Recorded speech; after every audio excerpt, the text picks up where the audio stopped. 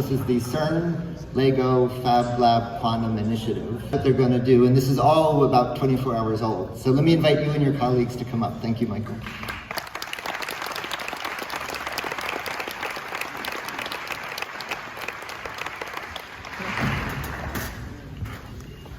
Now we want to motivate you for your quantum future.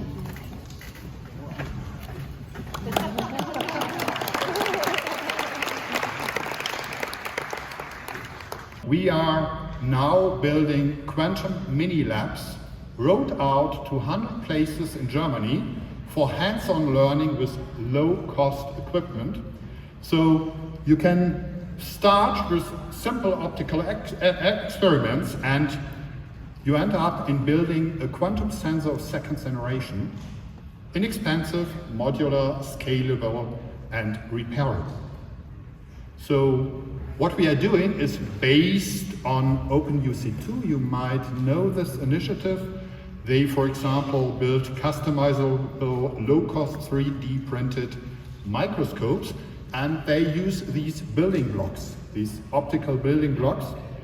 And with this optical building blocks, for example, you can realize a very simple Michelson interferometer by having a plate with magnets and with these cubes. For example, this one was a mirror.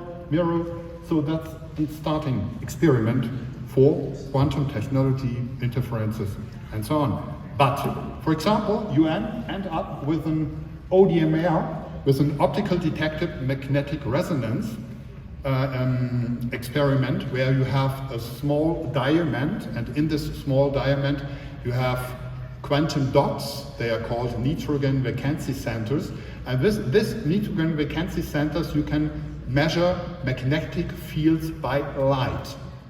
And in the next step, which is called coherent control of NV centers, we can scale up the sensitivity to measure the magnetic field of your heart or your brain, and we can use it as a qubit.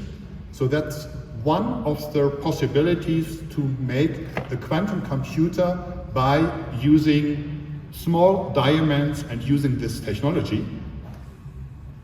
That's the first initiative. But there are other initiatives. For example, the SDG FabLab Challenges in cooperation with CERN, so the STC solution space. What they did is the Lego to Nano, and what they do now is the Lego for Quantum. So what is Lego to Nano? That's a few years ago, and they built an atomic force microscope for kids, and they launched it at Global Open AFM initiative. So here are some slides. And what did they do with this? They measured pollution and particle size with this DIY AFM with school students. And here's the status of the open source AFM. You can build it by your own, and it's developed furthermore. But now they started a new challenge, a hackathon about quantum technology. And in a few days, in August, there is the WebFest 2024, which is the result, where they celebrate the CERN summer school results. And starting from this point, they launch a global competition in 2025 to build a quantum kit for school children. That's the second initiative. And now we are switching to the MIT Open Quantum Project, the third initiative.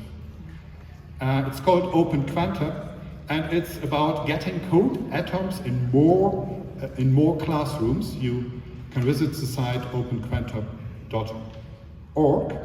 And well, what are they doing? They built the missing quantum ecosystem, a low-cost open source for cooling and trapping atoms. That means there were the blue part with the magnetic field around us. I don't know, do I have a cursor?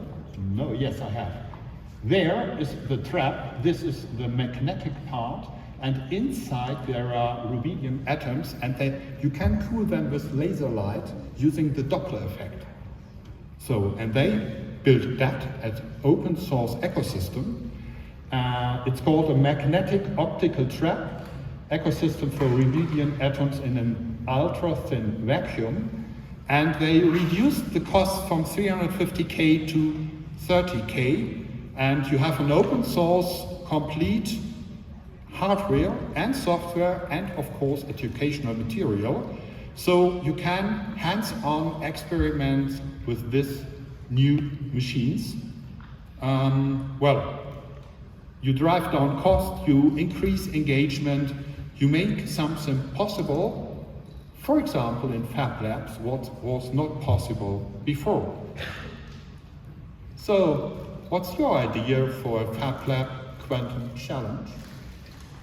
Perhaps you might start with something simpler. This is an acoustic trap. This is one thing we brought with us because we have a workshop which is called Quantum Mini Labs, Building an Open Source System for Second Generation Quantum Technologies. Or you can also look at the final of our colleague Michael Bannerman to learn about that. Thanks.